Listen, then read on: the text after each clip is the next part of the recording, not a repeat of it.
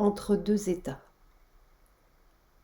Cette traversée de la paroi ou de la trame ne s'opère pas une fois pour toutes. Voilà, on en sort et puis c'est fini, on est dans un autre milieu. S'il en était ainsi, il est probable que le vieux corps mourrait, ayant terminé sa fonction évolutive qui était seulement de nous faire passer à l'autre état. L'amphibien ne perd pas son vieux corps. Il acquiert la possibilité d'un nouveau mode respiratoire, pulmonaire, qui le fait débarquer dans un autre état, à l'air libre, sur les rives de cette bonne terre. Et peu à peu, les conditions mêmes de ce nouveau milieu l'obligent à développer de nouveaux organes et une nouvelle manière d'être sur cette terre. Le corps de mer restait parfaitement sur cette bonne terre, mais c'était de nouvelles rives, un peu étranges au premier coup d'œil, qui n'avaient plus rien à voir avec la vieille vision rétinienne dans le vieux bocal, et dont il fallait explorer les nouvelles conditions et les nouvelles lois, si lois il y a. Un formidable changement de programme. Et comme on ne débarque pas une fois pour toutes sur la nouvelle rive, puisqu'il vous arrive de retomber dans le vieux bocal, probablement pour des raisons de lente adaptation, qu'est-ce qui fait que l'on retombe dans le vieil état? Et qu'est-ce qui fait que l'on passe dans le nouveau? Quel est le mécanisme du passage? Pendant des années, Mère a fait le va-et-vient ou la bascule entre les deux états. Et c'est justement ce moment du passage, cet état hybride, pourrait-on dire, qui nous a permis non seulement d'explorer les conditions et les secrets du nouveau milieu, mais de découvrir la réalité même de notre propre milieu, celui que nos physiciens, nos biologistes et nos médecins croient avoir si bien répertorié et codifié. Mais leur code ne vaut rien. Il est seulement adapté à un certain bocal pensant. En fait, c'est une révolution dont nous n'avons pas fini de mesurer la portée. Voici les premiers balbutiements du nouveau monde. 61-66. Tu prends des circonstances absolument identiques à, même pas un jour, à quelques heures d'intervalle. Des circonstances identiques, même circonstances extérieures et même circonstances intérieures. C'est-à-dire que l'état d'âme est le même. Les circonstances de la vie, les mêmes. Les événements, les mêmes. Les gens sans différence appréciable. Et le corps, je veux dire la conscience cellulaire, dans un cas sans une sorte de rythmie, d'harmonie générale, que tout est imbriqué d'une façon si merveilleuse, sans frottement, sans friction. Tout marche, s'organise dans une harmonie totale. Tout est merveilleux et le corps se porte bien. Et puis, dans l'autre, tout est semblable. La conscience est semblable. Et alors c'est là que quelque chose échappe. Mais cette harmonie n'est plus là. Pour quelle raison? Ça, on ne comprend plus. Et alors le corps commence à fonctionner de travers. Pourtant, tout est identique et il y a quelque chose qui échappe. C'est comme si l'on courait après quelque chose qui s'échappe. Et qu'est-ce qui échappe? On ne comprend pas. Qu'est-ce que c'est? De plus en plus, j'ai l'impression de... Quoi? Comment expliquer cela? Une question de vibration dans la matière. C'est incompréhensible. C'est-à-dire que ça échappe tout à fait à toute loi mentale, toute loi psychologique. C'est quelque chose qui existe en soi.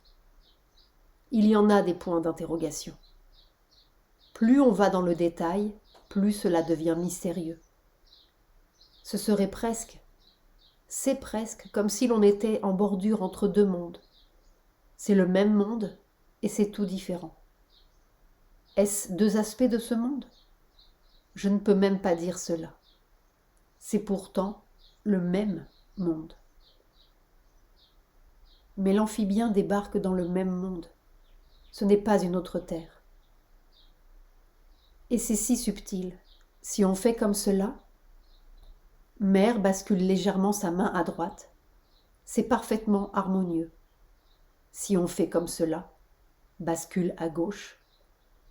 C'est à la fois absurde, sans signification et laborieux, pénible.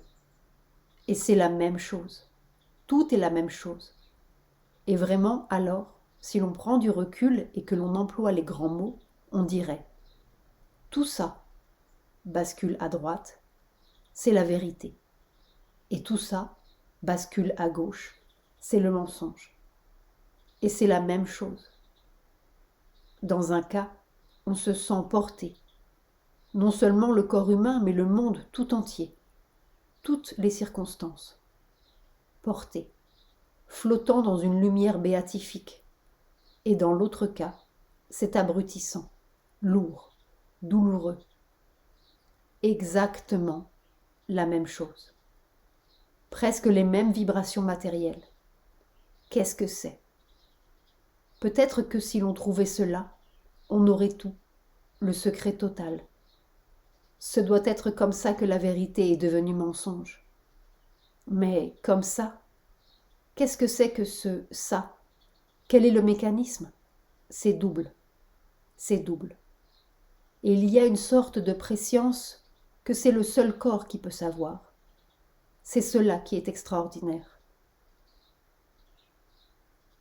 Et à l'autre bout de la courbe, des années plus tard, 70-184. Jamais je n'ai vécu si totalement dans l'autre état en pleine conscience. Et ça a duré 2 heures. Et les choses étaient aussi réelles, aussi précises qu'ici. Ce qui fait que je ne sais pas quelle est la différence. C'est une différence. C'est mince. On n'a pas l'impression de quelque chose d'épais, ni de lourd. C'est mince. C'était vraiment remarquable. On n'aurait pas pu dire « Enfin ça, c'est le physique subtil, l'autre état. Et ça, c'est le physique matériel. » C'était étonnamment l'un dans l'autre. On n'a pas l'impression de 2 choses, et c'est pourtant très différent. Ce serait plutôt une modalité qu'une différence. Je ne sais pas comment dire. Comme le premier oiseau qui découvrirait que ce n'est pas un autre monde subtil, mais sa même terre avec un autre mode. Et Mère ajoute ceci qui donne toute la portée de l'expérience. Je me souviens, cette nuit, tout d'un coup, j'ai vu un fonctionnement et je me suis dit « Ah, ça, si on savait ça, combien de choses, combien de peurs, combien de combinaisons, combien de... s'effriterait, n'aurait plus de sens. Ce qui nous paraît les lois de la nature, les choses inéluctables, c'était absurde. Une absurdité. Avec la vraie conscience, ça s'effrite. C'est vous qui décidez que c'est inéluctable. C'est probablement une... Il y a une position à changer. Une position de la conscience qui est à changer. En deçà et en delà de la trame. Il y a des milliers d'expériences fascinantes. Il faudrait des volumes. En fait, les 13 volumes, de 4 à 600 pages chacun, qui forment l'agenda de Mère. Nous pouvons seulement donner quelques repères. Mais le fait capital est qu'en deçà et en delà de la trame du mental physique, les lois physiques et physiologiques ne sont plus les mêmes. Et ce n'est pas loin. C'est juste en dessous de ce murmure collant au fond du corps. 73, 173. C'est tellement différent que l'on se demande. Je me demande parfois comment c'est possible. Il y a des fois où c'est tellement nouveau et inattendu. C'est presque douloureux. Question. C'est-à-dire que tu ne sors pas de la matière vraiment ?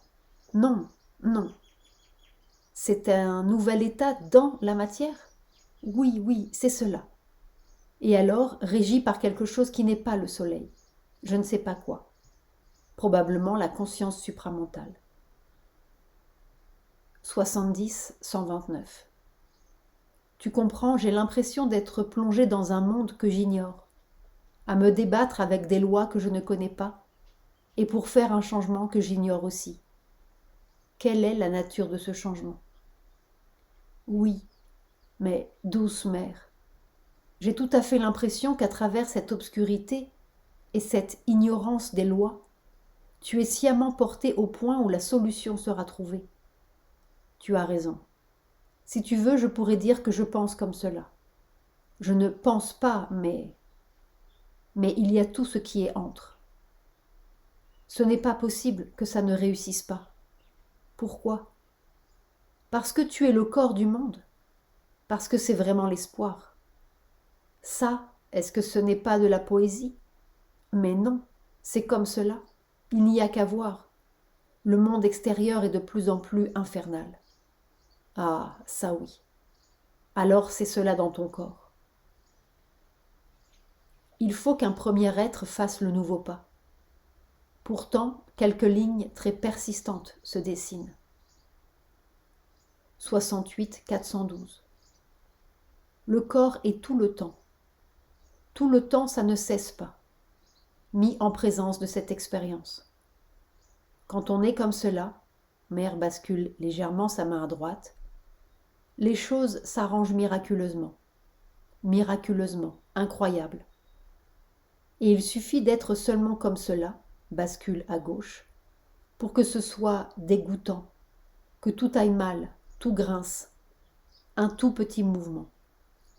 Et puis encore, ça devient miraculeusement merveilleux, pour des choses microscopiques, sans importance, c'est-à-dire tout, sans les choses importantes et pas importantes.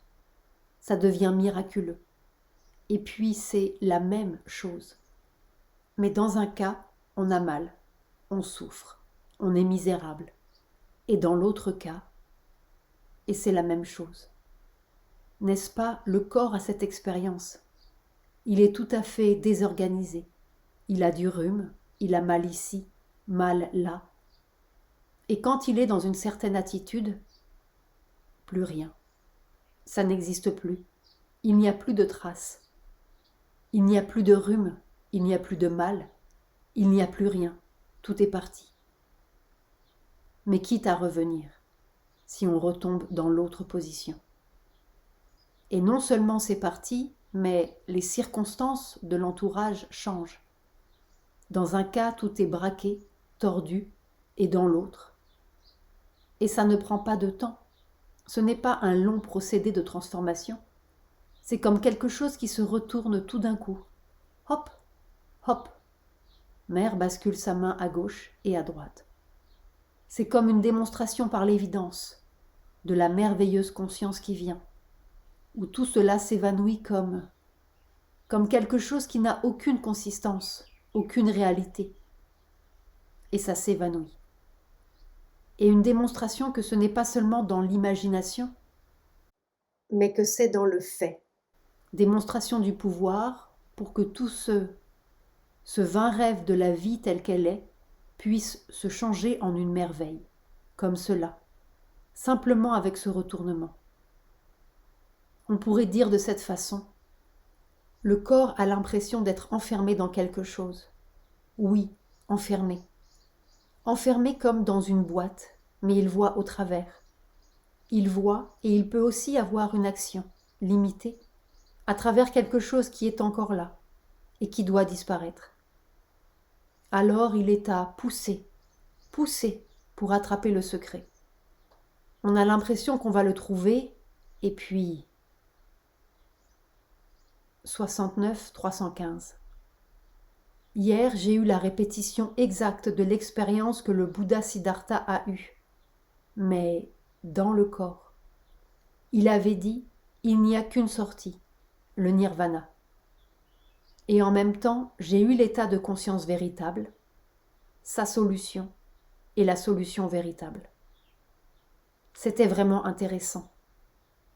Comment la solution bouddhique est seulement un pas de fait, Et c'est par-delà qu'est la vraie solution. N'est-ce pas? Qu'est-ce que c'est que cette création? Séparation, et puis méchanceté, cruauté, alors la souffrance, et alors toute la décomposition, la maladie, la mort, la destruction. Tout cela fait partie de la même chose. Et l'expérience que j'ai eue, c'était l'irréalité de ces choses.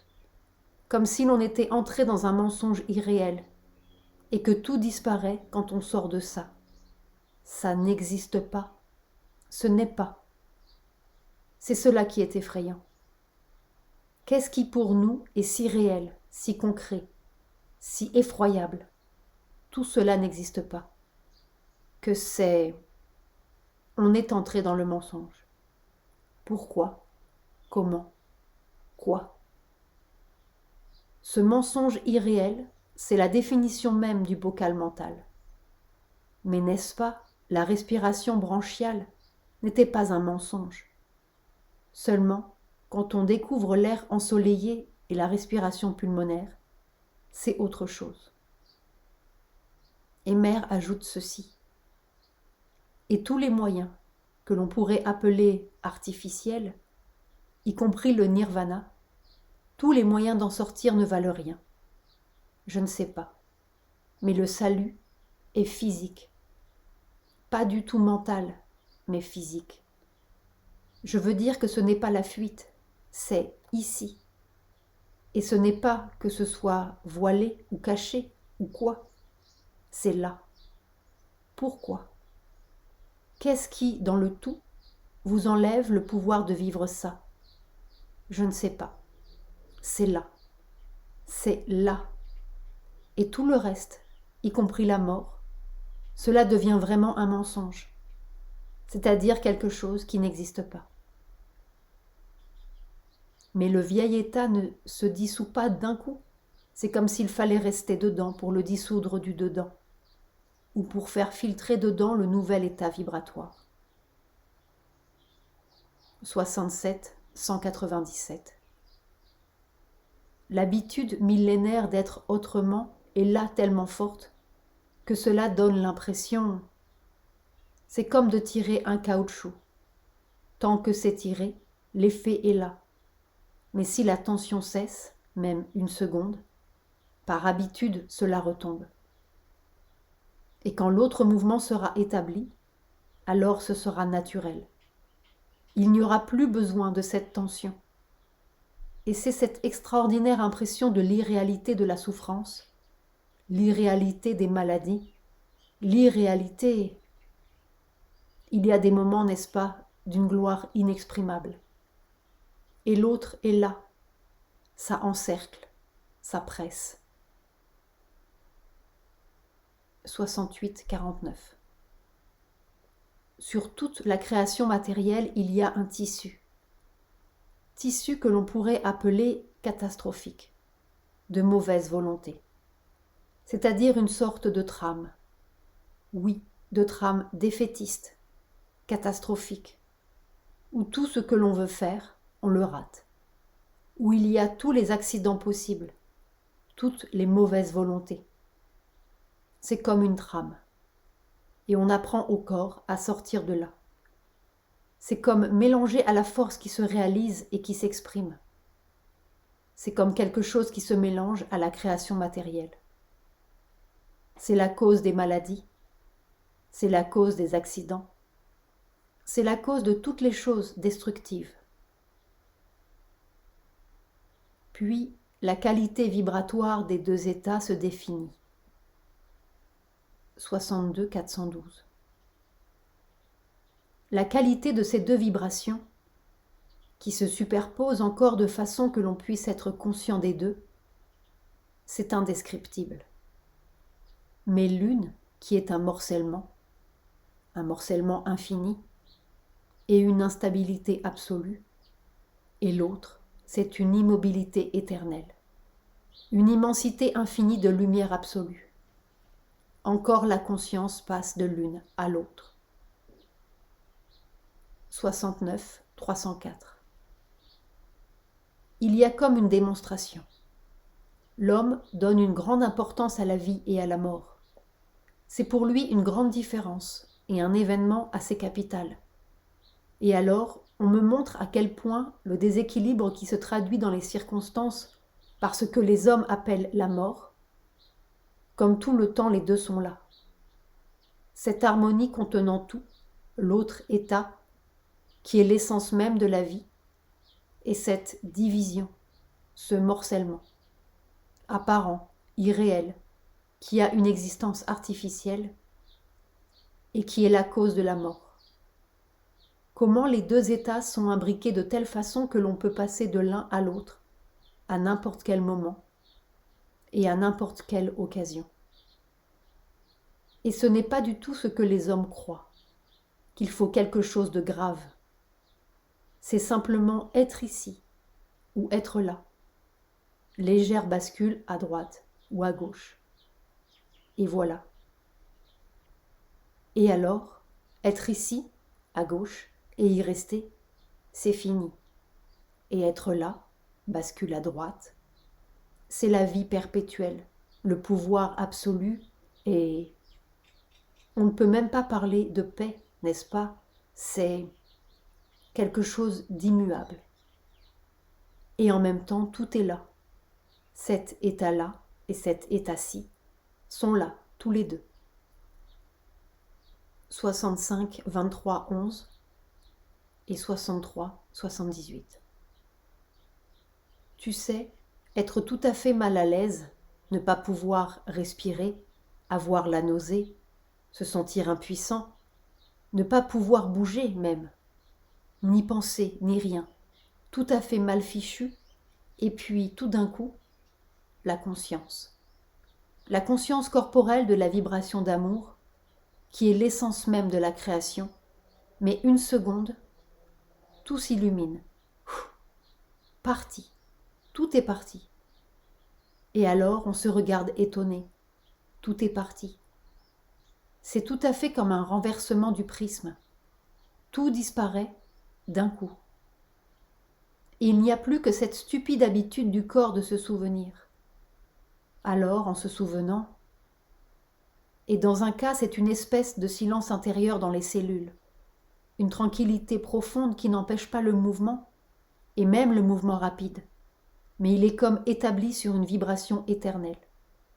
Et dans l'autre cas, c'est cette précipitation intérieure, cette trépidation. La définition même du mental physique. 61-26. Je m'en vais dans l'expérience, et je m'aperçois 10 minutes après que j'étais dans cet état-là, avec le porte-plume à la main. Je me suis trouvée dans des états comme cela où l'on ne comprend plus rien, on ne sait plus rien, on ne pense plus rien, on ne veut plus rien, on ne peut plus rien, on est comme cela, arrêté. Et alors je vois les gens comme ceux qui m'entourent, qui sont en train de me regarder et de se dire « Ah, mère retombe en enfance ». 69, 18, 10. Le corps a l'impression que la vibration la plus haute, la vibration de la vraie conscience, est tellement intense qu'elle est l'équivalent de l'inertie de l'immobilité, d'une intensité qui n'est pas perceptible pour nous.